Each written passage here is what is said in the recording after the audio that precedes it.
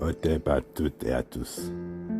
Bienvenue dans cette capsule à d'eau où nous allons parler de la maths. La maths, qu'est-ce que c'est?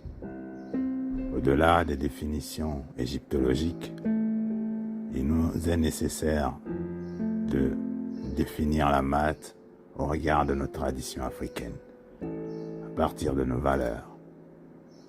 La maths, est-ce une bonhomie? Est-ce que la maths nous recommande d'aimer nos ennemis? Est-ce que la maths nous demande de tendre l'autre joue pour une deuxième gifle lorsque nous avons été agressés? La maths est-elle synonyme de non-violence qui nous empêche ou nous interdit de nous défendre face à une agression? Par les temps qui courent et dans notre monde actuel, face aux exigences et aux impératifs, il est nécessaire que nous redéfinissions la maths. Cette définition doit se baser sur nos valeurs, nos concepts et le paradigme africain. Alors, qu'est-ce que la maths? Au-delà de la définition de ce concept par les écrits égyptologiques. Lorsque nous regardons la maths, son symbole graphique, c'est une balance. Une balance avec ses deux plateaux, ou encore une femme accroupie avec ses deux ailes déployées et une plume sur la tête. La balance se nomme en anglais Sikeli. Sikeli, ce nom signifie affiner l'équilibre, affiner la valeur de quelque chose. La balance n'a donc pas pour objectif ou fonction de créer l'égalité ou de chercher l'égalité, mais de fixer la valeur de quelque chose par rapport à des normes prédéfinies. Ce qui veut dire que la maths est la mesure à partir de laquelle nous devons juger nos actions, les actions des autres, au cœur d'une société, au cœur d'une communauté. C'est la valeur de référence, ce qui nous permet de porter un jugement. Le jugement en lui-même nous amène à avoir du discernement.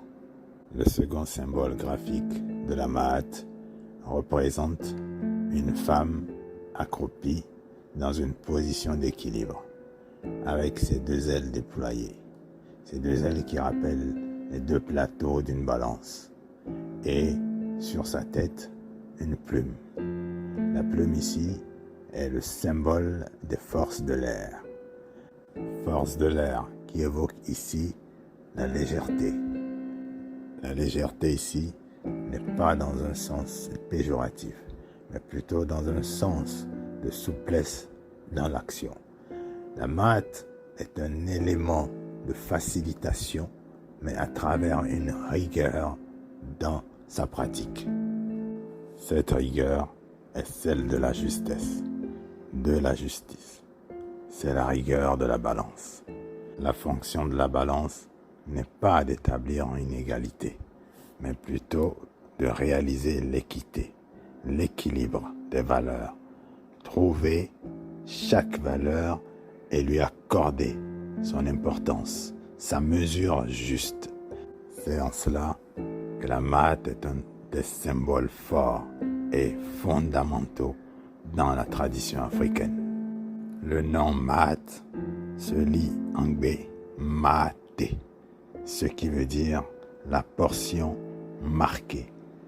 Une portion marquée est une portion qui a été évaluée, quantifiée, mesurée et notée en tant que telle, consignée.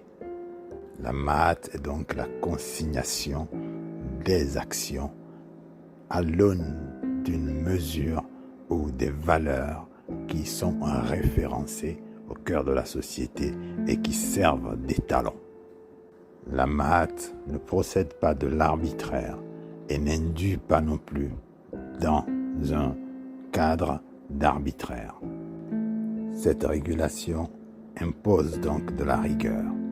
C'est alors que nous devons comprendre que dans un cadre mathématique, nous ne pouvons pas accepter qu'une personne nous agresse, nous porte préjudice sans que cela ne soit analysé comme tel en vue de sa sanction. On ne peut donc pas, sur les bases de la Mahat, accepter de tendre l'autre joue. On ne peut donc pas, sur les bases de la Mahat, aimer nos ennemis. Cela est fort de sens. Et nous comprenons par là que ce genre de discours est tout au contraire de la Mahat. Et que si nous voulons ramener la Mahat au cœur de nos traditions, nous devons veiller à son application au cœur de nos réalités, afin que tout déséquilibre soit corrigé. Toute histoire, tout fait qui a pu causer à notre peuple des torts, des préjudices, doit être mesuré à l'aune de la Mahat afin que les réparations idoines soient admises et appliquées.